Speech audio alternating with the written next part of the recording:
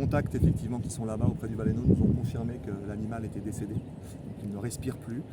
Il a expiré son dernier souffle il y a quelques minutes. On espérait que ça soit dans la nuit, ça a été un peu plus long que prévu, donc la situation maintenant est claire, c'est ce qu'on imaginait de toute façon puisqu'il avait très peu de chances de survivre dans son état de faiblesse.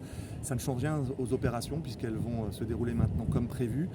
Ça va peut-être les faciliter parce qu'on ne risque pas d'avoir éventuellement un animal qui se débattrait dans son dernier souffle de vie ou qui serait, on va dire, un petit peu excité.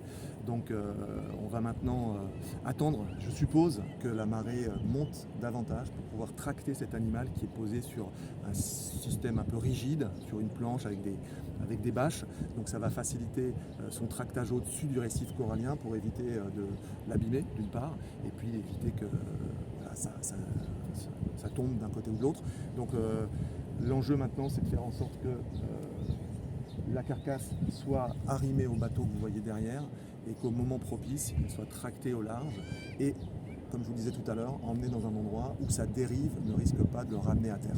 Voilà. Donc ça, on a travaillé avec le CROSS pour anticiper des points de dérive, des points de largage qui nous assurent que le baleineau ne sera pas ramené à terre avec les problèmes que suscite ce genre de situation systématiquement, quel que soit l'endroit. S'il fallait l'immerger, par exemple, il aurait fallu un dispositif comme par exemple un filet et un lest. Donc ce serait polluer inutilement l'océan. Là, la nature va faire son œuvre.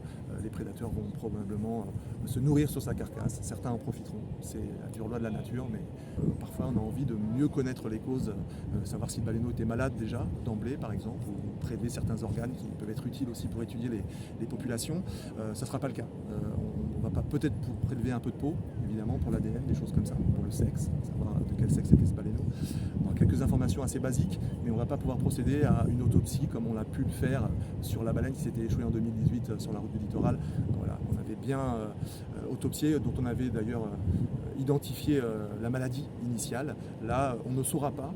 Ce que je disais tout à l'heure, je ne sais pas si je vous l'ai dit, mais c'est que probablement les causes ne sont pas anthropiques, ce n'est pas des activités humaines qui ont provoqué cet échouage. Deux gros mâles se sont battus pour s'approprier la mère de l'individu, pour se reproduire avec elle, séparant le baleineau de sa maman. Et il était à ce moment-là un peu à la merci des courants, des vagues, moins protégé par sa mère. Et du coup, c'est ce qui aurait provoqué son échouage dans le lagon. Voilà. C'est du moins ce que nous ont rapporté des témoins qui ont vu une scène assez violente de baleines joutant pour s'approprier.